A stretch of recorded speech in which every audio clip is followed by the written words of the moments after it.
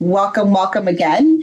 And so I know we haven't seen each other in a while, so we'll do a little bit of resetting this morning to just kind of go forward a little bit. But before we get started, I wanted to hand it over to Nye to give us a nice welcome today. Thank you, Angela. Good morning. Happy Thursday, everyone. Again, thank you so much for taking the time to be here today. I just wanted to take a quick moment to introduce Christina Valadez, who recently joined the BHSSA team. She currently oversees most of the sustainability contracts, and eventually all of these sustainability contracts will be under her care. So although she'll be the main point person, the rest of the BHSSA team here at the Commission will continue to stay involved, support you, and learn from your sustainability efforts. So we are super excited to continue working alongside all of you. So I'll pass the virtual mic over to Christina to say hello. Good morning, everyone. Yes, I'm really excited to start working with you, and it's nice to see you virtually for the first time. Thank you both, Nye and Christina. We're very excited that you're joining us today. So thank you for the welcome. And as we move into our getting started, just doing a little bit of resetting and calibrating a little bit. I know we haven't seen each other, like I said, since October, and I can't believe it's already the end of January. But just a little quick reminder, my name is Angela Castellanos. I am the field director for the STACK project here at the Center for Applied Research Solutions.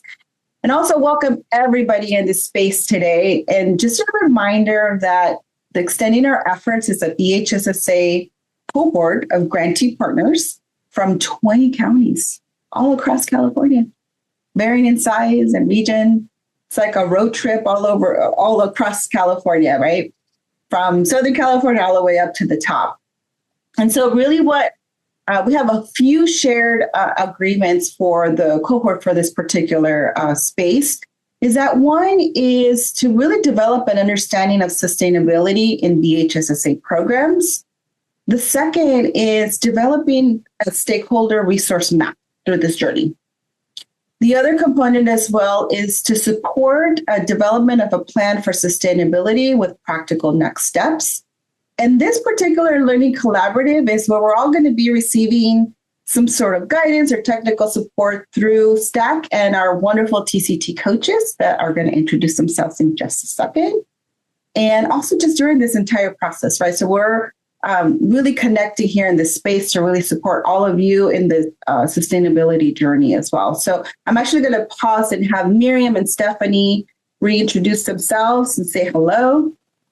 Yeah, thank you, Angela. Hi, good morning. It's so lovely to see so many of you in our space, in our COP for sustainability. My name is Miriam Belopolsky. I also answer to Bell, and I work for the Imperial County Office of Education. The hat that I wear here is our TCT. I'm a TCT lead for sustainability, and I'll turn it over. So glad to see everyone today. I'll turn it over to Stephanie, my partner. Hi, good morning, everybody. My name is Stephanie Ramirez. I am the TCT coordinator for sustainability, and I'm just very grateful to share this space with all of you. And hopefully we all are able to connect, interact with one another, and really share ideas on how we can sustain our programs. Thank you. Thank you, Miriam and Stephanie. And another person that's also behind the scenes and wanted to introduce as well is STACK, whoever's, this says STACK training. Is Steven. He's our tech host today. So if you're having any challenges, please feel free to message him to get any kind of technical support. He's available as well. So thank you, Steven, for guiding our work today as well behind the scenes.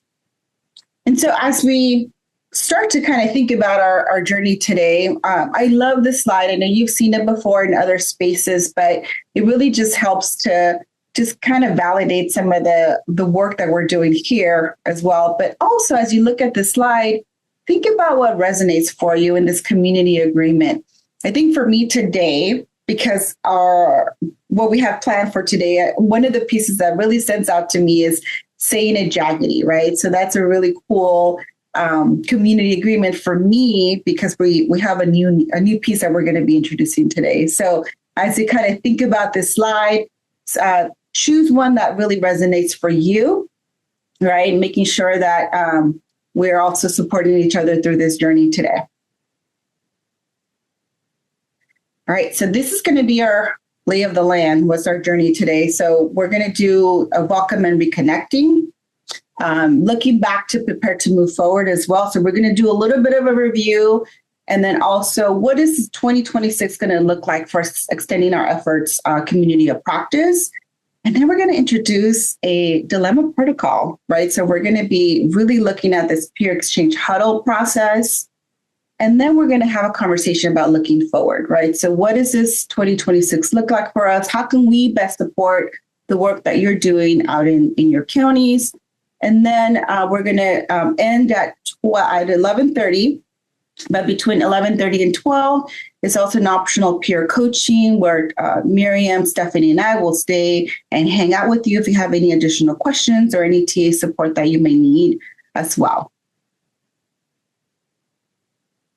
All right, so now I'm going to hand it over to Miriam to take us through Yes. 2026. Absolutely. This is so exciting. This slide is so exciting to look at our pathway and our journey, where we're going. And just to have dates, it makes it come alive for us. And we're building and we're adjusting and making refinements as we go along. So full transparency, we're listening to what's coming up in this space, and we're adjusting and making sure that we're meeting the needs as we go along. But we have dates. Those that were with us, we started out in our welcome and orientation session on September 25th. And then our session 1 officially launched October 16th, where we built foundation. Today, January 29th, I'm like Angela, I can't believe it's the end of January, where she shared that today really is all about learning with and from each other. It's going to be a really, really rich day. I'm very excited for it, actually.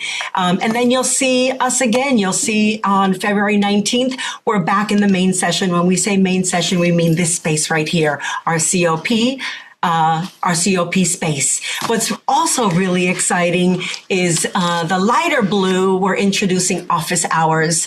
And so right after February 19th, you'll see March 2nd, we're launching a series of office hours, and they're very targeted. They're very specific in when we are offering them. But our first office hour is March 2nd. This will happen. What we'll do today, now that we're officially introducing the concept of office hours, we'll put them on your calendars. We'll put a hold on your calendars so that you're aware. But just a heads up, they will be space for Stephanie and I for 1 hour. They're all scheduled from 10 to 11 on the dates that you see on our roadmap.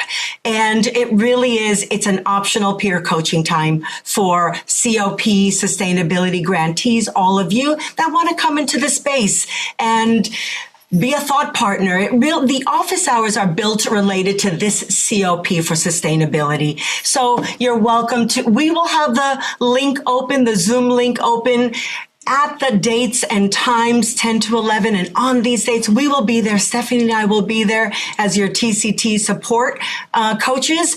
But it's optional. We encourage you to come into this space to be a thought partner, share how it's going, the progress you're making, debrief any of the COP or sessions or the prior session, anything that you want. It's really designed for you to take additional time after these certain COP dates so that we're plotting them together to be a little bit more responsive to your needs. Because then we'll see you again in this main session, April 16th. And then so you'll see again after April 16th, because we won't see each other again in the main space, the COP, till July, we're plugging into office hours. So, Stephanie and I, that room will be available. You'll be able to access the link. You'll know when it's happening, what time it's happening, and you will see Stephanie and I in that space available for any of you, any and all of you. So then after April 16th, we'll have office hours on May the 4th. and June the 1st. And then we're back in our main session, July the 9th, where we'll continue our journey together. And then you'll see after July the 9th, again, another office hour opportunity on August 3rd, as well as September 2nd.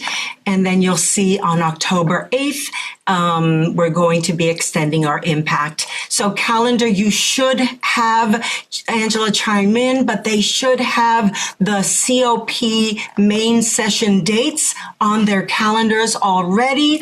I believe you have been registered. The office hours, you will now understand why you're seeing those pop up. We're going to put holds on your calendars so that if you're available and need the time and want the time, it will be already on your calendar. Angela, do you want to share about needing their name and their county to make sure that we have accurate contacts? Yeah, everybody's been sharing. Thank you so much, Miriam, for the reminder. Everybody's been sharing. Perfect. Because one of the things that we want to also do is that, yes, the good news is you don't have to remember all these dates. We're going to be sending this information the post after the community of practice today. And also, if you were registered for the initial community of practice, you have been registered for all sessions.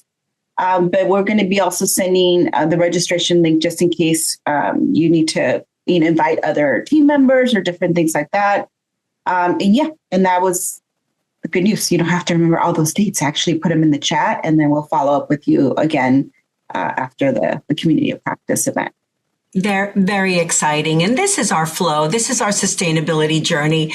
You see the titles that we just spoke about. You see where we are today. All COPs, you have these on your calendars already. These dates are already registered. They are, like Angela said, for 90 minutes, 10 to 11:30, with that optional peer coaching time from 11:30 to 12 every session.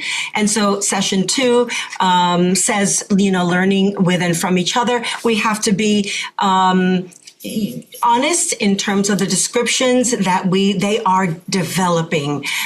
You might recall these descriptions, but to be quite honestly, they are developing, and we are refining as we go. And so you might see these descriptions for each session developing as we go to make sure that we're being responsive to your needs. So more to come on them. Mm-hmm. But the flow continues. You'll see session 5, continuing the journey together. Session on July 9th. Session 6 is October 8th, extending our impact. And also I wanted to highlight the intensive TA support through Stephanie and myself. This is by design, that as TCT coaches, we're here to support grantees, all of the 20 grantees that belong to this particular COP, by providing you all individualized coaching and problem solving, thought partnerships, right, as you plan for sustainability. And so that's going to be very deliberate and intentional. So we wanted to highlight that. And it's designed to support you with strengthening what's working and carry forward practices and partnerships beyond grant funding. So really, really excited about all of these, our journey, our COP journey for sustainability. And with that, I'll turn it over to Angela. Thank you, Miriam. One of the things also is that at the end of the community of practice today, we're going to be sharing a survey link. And please, it is very important for us to know what's going to be helpful for you as we start to design some of the communities of practice or any topics of discussion that would be very relevant for you. We hear you, we're here for you. And so we want to learn more about what your needs are as well. So all to say, we're going to connect. And as you think about in the December CBH grantee call, how many of you were part of that? Stephanie and Miriam introduced the piece of sustainability. All right, so they introduced policy, people, practices, programs, and proof. And we're going to be hot off the press. We're going to be sharing the peers' perspective today also as well. And so I'll actually add it in the chat in just a second. But as you think about the 5 Ps and as you work for 2026, how are you prioritizing each P? Right? How are these Ps integrated into the work? You can write it in a chat or mute yourself.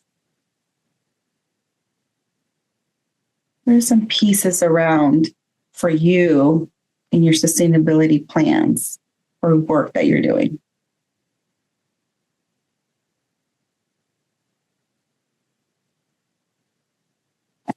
Or what comes to mind? Anybody remember the December collaborative call?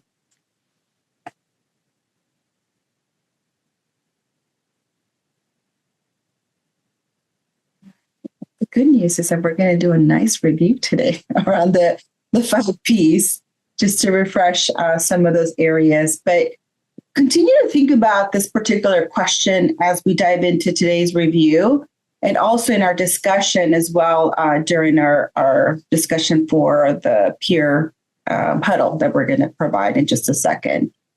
So Stephanie, I'm going to have you just kind of join us and give us a nice review of what we discussed in October. Hello, good morning. And we want to transition over to just a quick review again, like how Angela had mentioned. We did meet in October. It's been a while, so I completely understand that. If you have any questions about October's slides, please look over the BHSSA Grantee Hub, and you'll find previous PowerPoints there, and I believe even the recording would be there. And so just to recap, we discussed that sustainability funding was really one of the main concerns or main definitions that all of you, we spoke about, when you think about sustainability, what do you think about? And the majority spoke about funding. And we offered 2 different definitions to really start reshaping the way that we see sustainability moving forward, because it is more than one definition. There's not just one. So the National School-Based Mental Health Alliance does say that funding and sustainability refer to the strategies. It is the strategies to optimize financial and non-financial assets needed to maintain and improve school health systems. So you have to consider multiple assets to really think about long-term programming, and these systems depend on reliable funding to cover costs overall. But because funding streams are regularly changing from states, districts, schools, and school-based health centers, we must develop strategies that account for economic and political shifts. We cannot just depend on BHSSA grant funds or grant funds in general. We have to start optimizing and really looking into other factors that help sustain our programs. And school mental health sustainability refers to the financial and non-financial dimensions of maintaining or supporting the system over time. So we really have to start looking into which operational structures and capacities are sound enough to keep evolving and adapting to match the changing needs of our students, families, schools, and communities, and other systems in their contexts. So we have a working definition here of sustainability. And hopefully you all are moving with us with shifting our mindset on what we consider sustainability. And it's not just about funding, but it's multiple factors.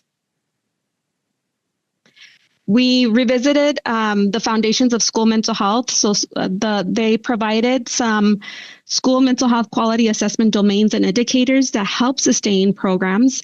And some of them are partnerships, teaming, create a multidisciplinary and diverse team, meaningfully involve students and families. So it's not just about your providers, and really delineate staff roles and responsibilities, clarifying the mental health roles and who's doing what, especially when we're entering the education system or just multiple systems in general, because when we work with youth, multiple systems are involved. And so really clarifying mental health roles as we move forward with partnerships that will strengthen continued partnerships and sustainability efforts. Needs assessments. Of course, we all do this when we start a program to really assess the needs and determine what appropriate services and supports are needed.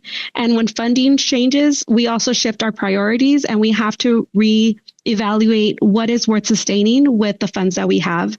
And so aligning existing services and supports are also something that we've heard from a lot of you, that is really what you have focused on sustaining and reinforcing in your programs. And then again, mental health promotion services and supports. How are we providing these supports to our youth? So we have tiers 1, 2, and 3 that are really important and on our intervention processes, and also screening. So screening for students in distress, who is our target population, our audience. And so really looking into what screening tools we have to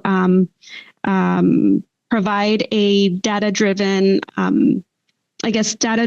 approach on how we're going to focus our sustainability efforts and impact, of course. So we do want to look into data and how do we start sharing the data that we have with our partners and investor stakeholders to continue sustaining the work.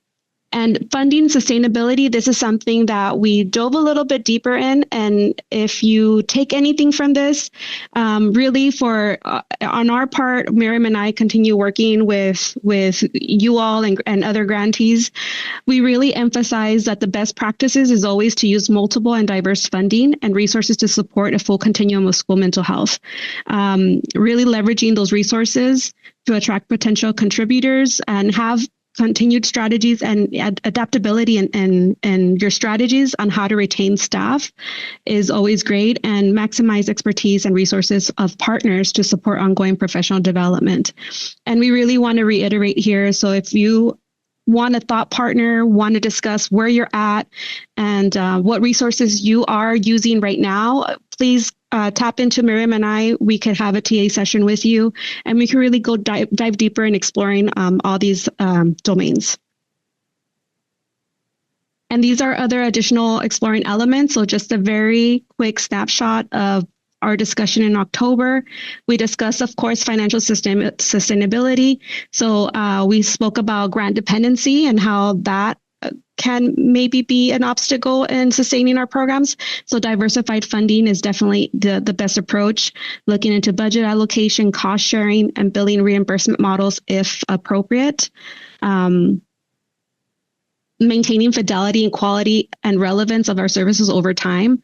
So building your staff capacity, who do you have, investing in other existing staff members to continue the mental health work that is already being done. What model are you following when it comes to implementing BHSSA work? And always looking for continuous improvement. As we know that when we work with people, we're always evolving and changing. The needs always change and evolve depending on policies and how the climate is nowadays with politics and just laws and funding resources that we have available. So we always have to be looking into continuous improvement in the services that we provide. And of course, training and supervision. When it comes to mental health, we always have to continue evolving and keeping up with our education and mental health approaches as well. Solid relationships with external stakeholders. This is something that partnerships is another vital area that we had discussed, that it's not just about, yes, it is about the partnership between local mental health or behavioral health agencies and LEAs, but also looking into family and community buy-in, establishing MOUs if that's something that is appropriate for your county, and looking at the collaboration structures that are already there and who can we partner, who can we bring into this initiative and have the buy-in and really have that motivation to continue the work together. And lastly is embedding supports into policy roles, staffing structures, and governance and decision-making.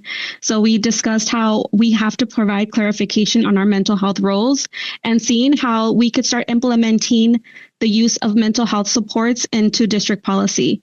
We know that in education, at least I could speak for Imperial County, that education did not have specific policies on how to approach suicide prevention. There was no established, there was maybe drafts created, but we started looking into how can we start supporting our districts with the mental health support that's needed for our youth.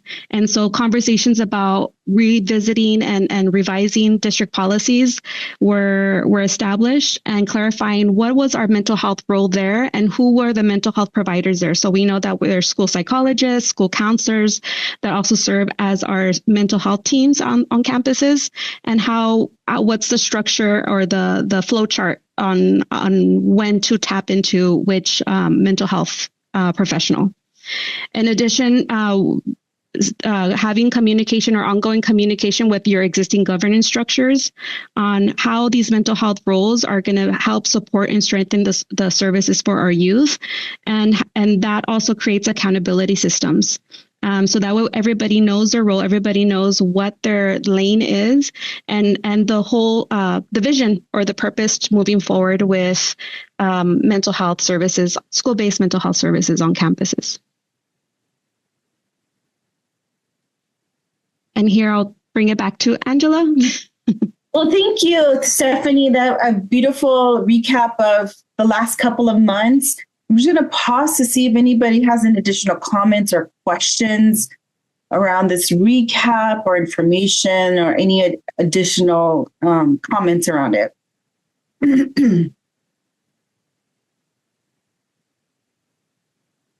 It was a lot of information, and last session we did spend the full 90 minutes on that. Yeah. So we are available if you need any review or overview of the material in a much slower pace based on your needs. Just reach out to Stephanie and myself. Yeah, well, thank you. I think there's going to be an opportunity for us to just kind of marinate onto all of the information, right? And so, especially in our next kind of session or section around exchanging information. And so, one of the pieces that we heard from you is, or at least from a lot of the grantees as well, is that there's a lot of benefit in really connecting with each other. And so part of the peer exchange huddle that we're going to be introducing is really about, sustainability is a shared challenge, right? We know that all of you have different needs and different ways that you're managing the projects that you're working on, the initiatives. And so what we also know is that school mental health work is very complex and it evolves, right? There's a lot of changes that happen. And a lot of us are also navigating the funding cliff, staff turnover, time and capacity constraints, right? And again, like I mentioned earlier, the funding cycles and shifting priorities. And so today, what we're going to be working on in the next 30 minutes is really just kind of taking a little bit of reflection and slowing down a bit to learn from one another. And really just kind of deepen that understanding and that connection that Stephanie just talked about with the sustainability areas of the 5 Ps of sustainability. And so what we're going to be introducing next is really about what we're doing together, right? So we're going to learn from each other and then also building a shared understanding of what a real sustainability challenge is. We're going to find solutions together and learn from just multiple perspectives in the room. I'm just, aside from Miriam, Stephanie, and I, you all are the experts in your communities. And so it's kind of learning from each other is going to be a very beneficial piece.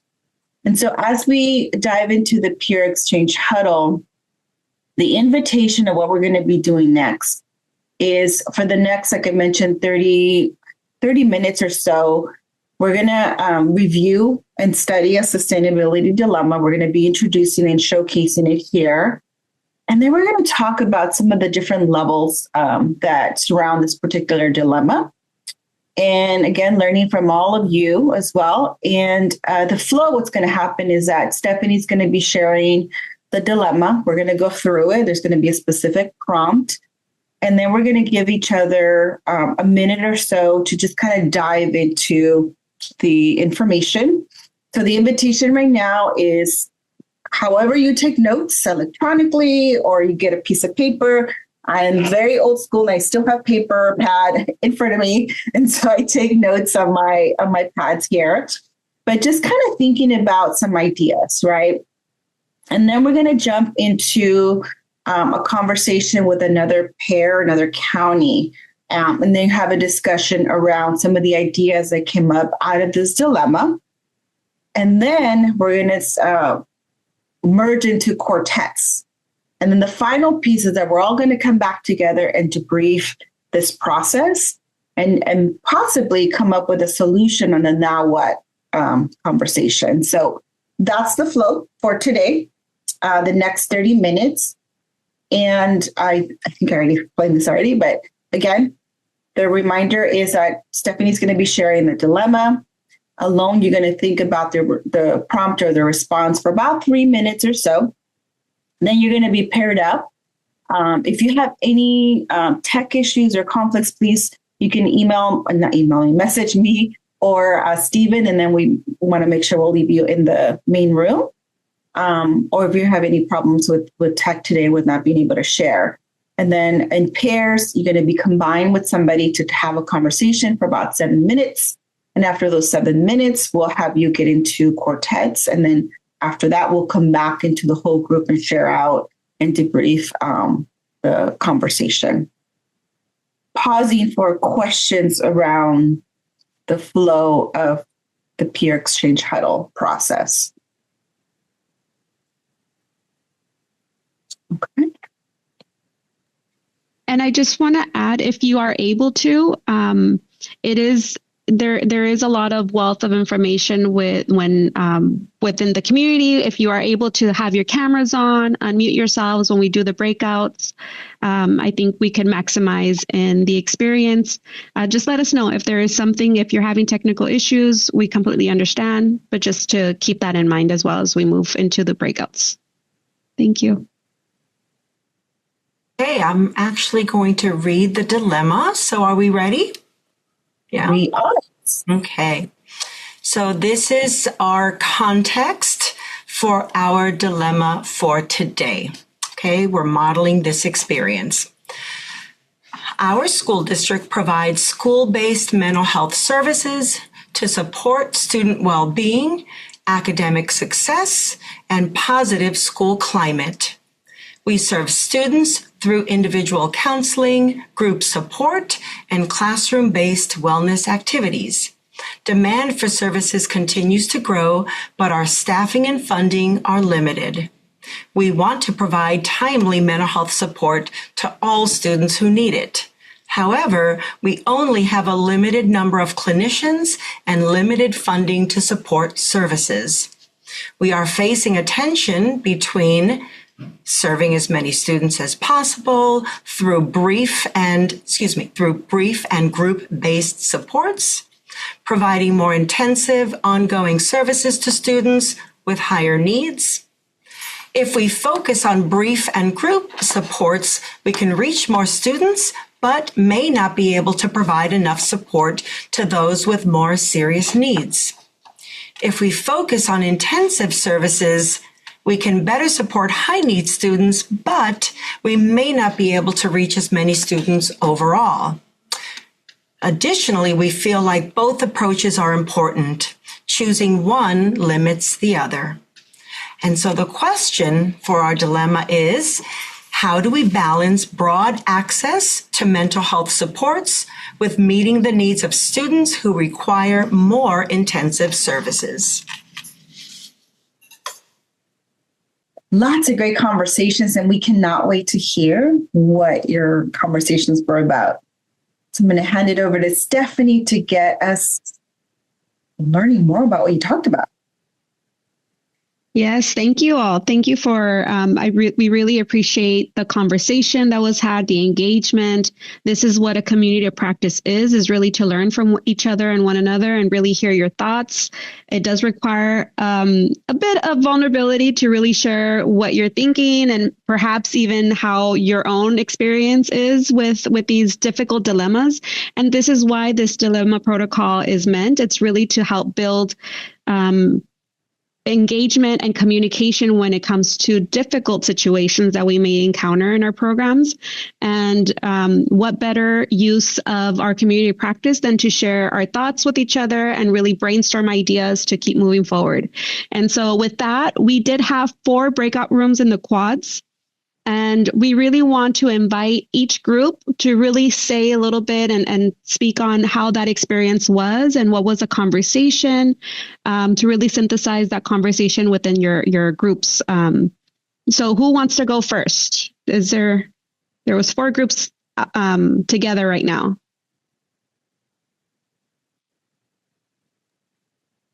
Not all at once. Oh, Megan. Hi there. I spoke the most in my group, which was kind of rude of me. So I guess I'll be put on the spot for this one. A couple people in our group, myself and Vera, we've been part of the CYBHI, fee for service initiative. And so we talked a little bit about that as a way of maybe supporting financially in this dilemma, because you can get some reimbursement for there. Our county also runs the consortium for LEA BOP, so we can get some Medi-Cal money, reinvestment funds, which I know we can't exactly use for the providers that are actually doing the services, but in a weird kind of convoluted way, to not get into all of that Medi-Cal stuff, but we can use it to support other aspects of the program. So those are just 2 different, funding streams that can possibly be explored. Josai was in our group. She's from my county, and she was just in our dyad. She was talking a little bit about a district that she's supporting that's in that same place where they have a counselor who is completely full, but they're asking him to do groups. And this is not a district that can afford just like more counseling time. It's very small, like all of our districts are up in Nevada County. So we talking a little bit more about that, just the problems that they're facing and wanting more.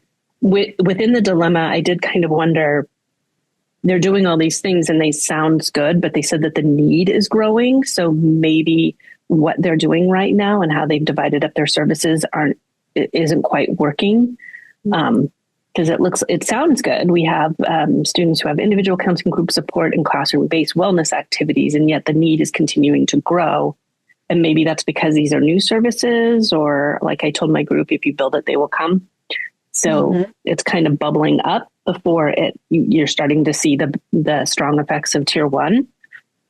Our group also talked about having teachers maybe take on some of the wellness activities within the classroom, because, they would just love that. But not all teachers are well-versed in the SEL curriculum, and they may not want to engage with that. Or they're just like, we're too busy. We prefer someone else to do it. And so the other idea is maybe having some wellness coaches, like going through HCI and getting some of your existing staff that you're already paying, getting them certified and having them run some of those wellness activities in the classroom, and hopefully free up your credentialed and licensed counselors and mental health supports to do more of the tier, like the groups and the individual. So the Tier 2 and Tier 3. All right. That was my group. Did I miss anything? We talked about quite a bit of stuff, but did I get everything? Yes, that sounded great. Okay. Thank you. Thank you so much. And this also opens opportunities for once we get into the dilemma protocol, groups will be able, or participants will be able to ask more clarifying questions, because I did hear that there was some questions still on how is the certain processes and what's going on with this dilemma protocol that was outlined. But so glad to hear that there was a lot of exploratory conversation, a lot of ideas that were thrown out. And so this is the purpose. Thank you so much, Megan, for feedback and your team for participating in this. Next group, or anybody that wants the next group that wants to volunteer?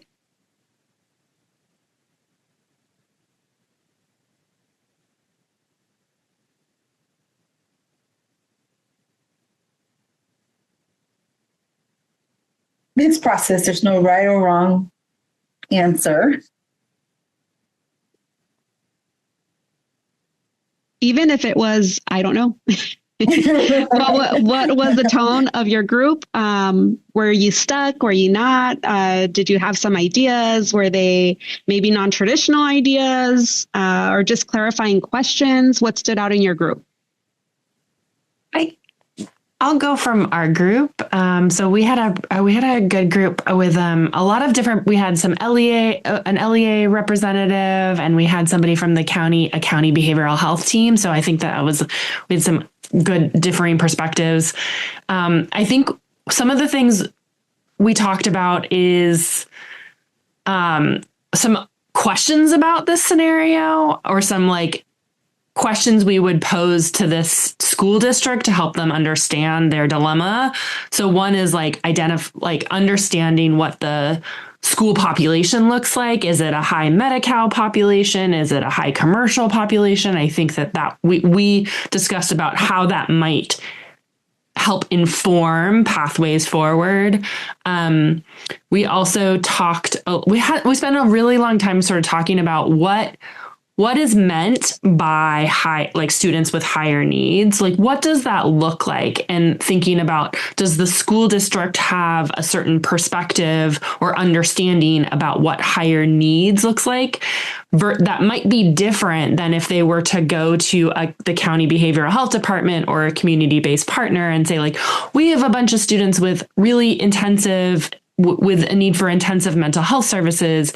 That might, their partners, their community partners, whether it's the county or community-based, might understand that means something different than what the school district does. So really looking at what is meant by students with higher need, and is there? We acknowledge that sometimes there's a gap between that definition of higher needs in this education setting and the definition of high needs in the community setting, and what happens to the students that fall inside that gap, and how can partners close that gap. And then I think there was a kind of a general consensus among our group about starting with addressing the needs of the high need students first, which I thought was really interesting, is triaging those needs, identifying community partners. Maybe the district provides these intensive services and starts billing for them to generate revenue that then can get reinvested into prevention and school-wide supports, either by hiring additional staff or by contracting with organizations that can come in and provide those school-wide services. So those were, I think, the 3 points that really lifted up. And if I missed anything from our group, please, anybody feel free to jump in.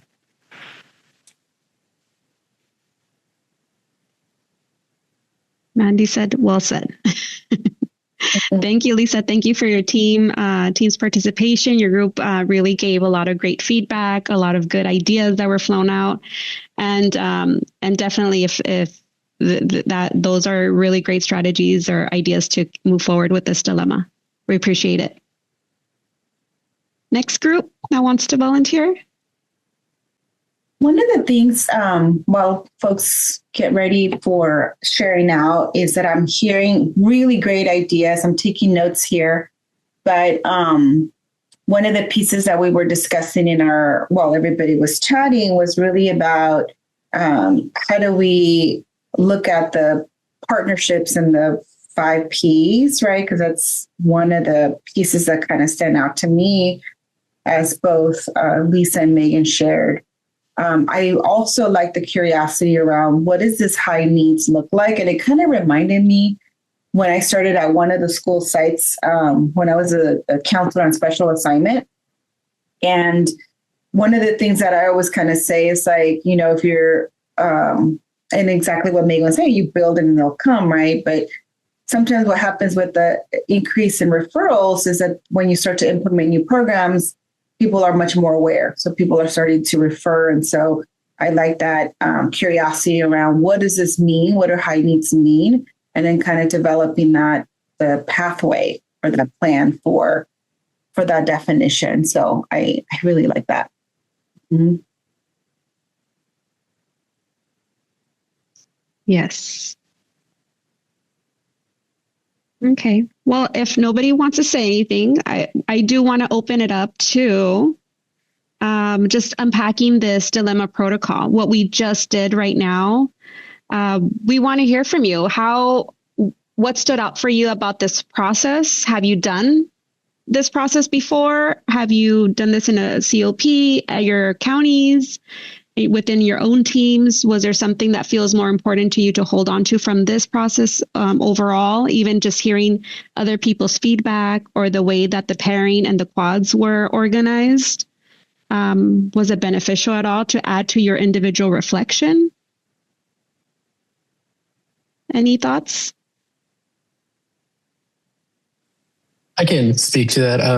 I think for our group, like the prompt really was like a gateway to a conversation of what's going on in our counties and what's going on in how we're tackling certain aspects of those dilemmas. And then we kind of dove into what we're doing. We had a really good mix of people in our group. We had two people working for Office of Education and then other people from the county behavioral health. Mm-hmm. So it was very helpful to see those different perspectives of how they're tackling different aspects of the dilemma. So I think it was a really good gateway, a really good conversation starter. Yeah. Yeah, I can echo that. We were in the same group, Eugenio and I felt like we needed more time because we started to, first we talked about all the barriers and then we got into the dilemma and then we were in the solution part and then we're like, oh, so we had really good conversation. It was good to have a mix of behavioral health and county office of education or more school-based people. Yeah, I agree. I feel like we're all in all of our counties are experiencing our own dilemmas and our own barriers that we didn't really need like a scenario barrier, because I feel like we could all bring our own real life barriers. But I think this scenario was a good icebreaker to get us all kind of talking in the small groups and then get us to start talking about our own. But I think each specific county is kind of experiencing our own barriers and dilemmas that we could learn from each other in our real life scenarios. Yeah, I would agree. I was also in Lisa and Eugenio's group for the quad, and I think I could have used a little bit more time. It's helpful for me to understand some context about like what each county's project looks like what is it that they're actually trying to sustain. I actually appreciated that we were all kind of like small-ish counties, and so it felt more relatable than like being like for me, I'm in a small to medium-sized county. Like I have a really hard time relating to like San Diego County, right? The scale of what they're doing is so much larger. So it was helpful to be with counties that sort of had similar systems. But I would have liked more time to sort of be able to get up to speed on everyone's project before we launched into the dilemma. But the dilemma, I think at one point our group kind of laughed and we're like, well, yeah, that is the dilemma. Like it is like sort of, I think it's a universal dilemma we're all tackling, and maybe tackling in different ways, but it was good to hear what each county is doing and how their systems are working and what they're working to sustain and what they're seeing their challenges to be. I've definitely done things like this in other forums, either within the county or within partnerships with other agencies. So I felt like it was a useful format to be able to share information and just build relationships with other counties. Thanks, Jennifer and Mandy. We appreciate it. Thank you so much. And yes, that is definitely, that was the purpose of this. It really is. We are all, I don't like saying this, but we're all on the same boat. There is a lot of different changes that we could all relate to, that are similar within the counties, within our programs and the challenges that we have. And so slowing down, the whole purpose of this to looking back to move forward, it's a lot of reflection. It does require team building. It takes the pressure off of the person coming in with a dilemma and really having an exchange of ideas and making connections to how one county is doing processing or going about certain avenues of sustainability or even just enhancing their programs. There is not one solution. And so this is great to hear a variety of different ideas and strategies that counties are using. So was it helpful to slow down a little bit and just really connect with each other? I'm seeing head nods. Head nods. Lots of head nods. Yes. Yes. And so we did speak about the process. It allowed an avenue to open and really start speaking on your own experiences and what you are doing. So it sounded like it was a beneficial conversation. And we were so excited to see the mics moving. Everybody was really engaging in the rooms. And so that was really exciting to see that there was connection being made. And so I guess one of the questions that we want to ask is, how might this support sustainability conversations in your settings? Do you think that this is a method that maybe you could also take back to your counties with your teams, or even partners that you might work with to really strategize and look for solutions and different ideas with different people that you are working with BHSSA?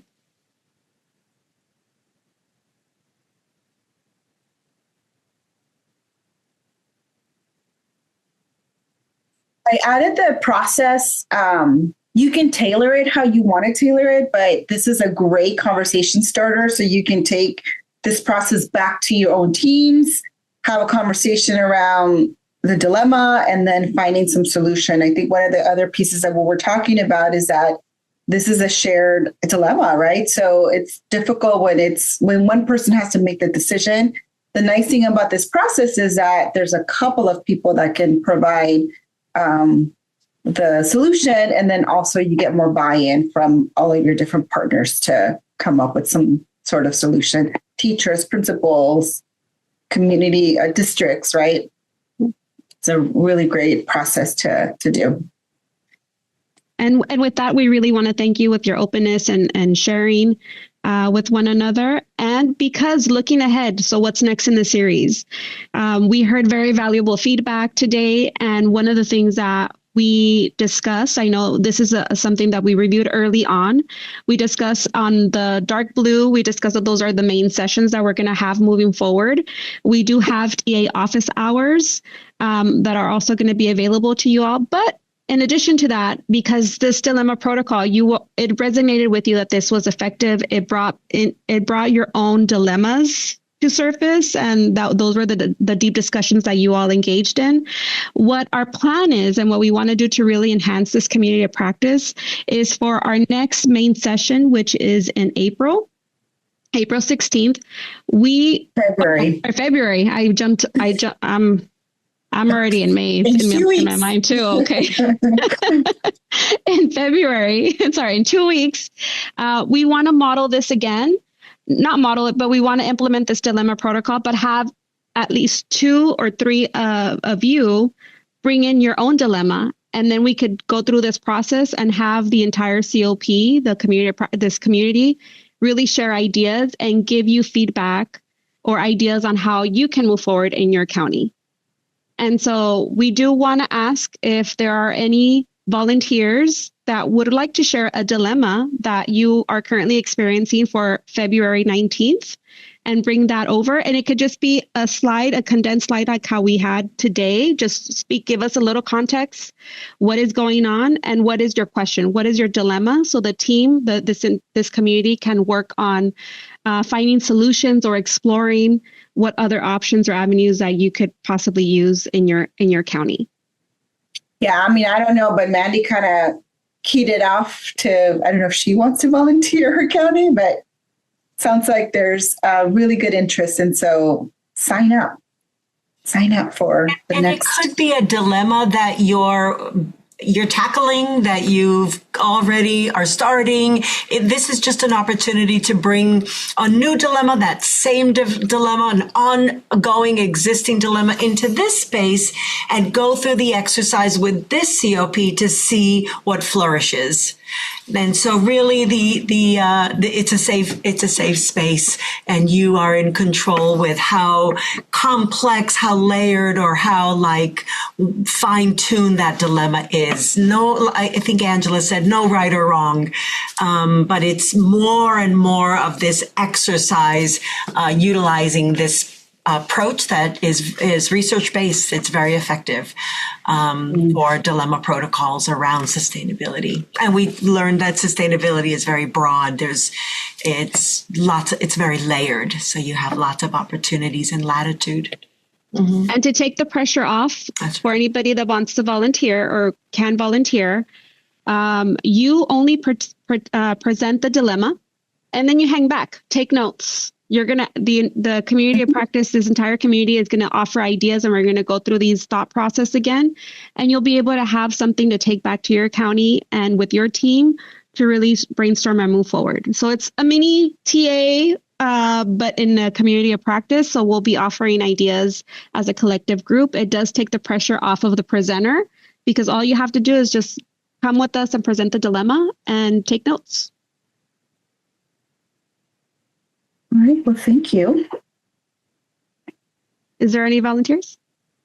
Oh, sorry. In the chat, or how do we want to get the volunteers for February? Yeah, you can just say I'm in, and then we'll connect with you for the next session. So if you're in, you can message us right now, and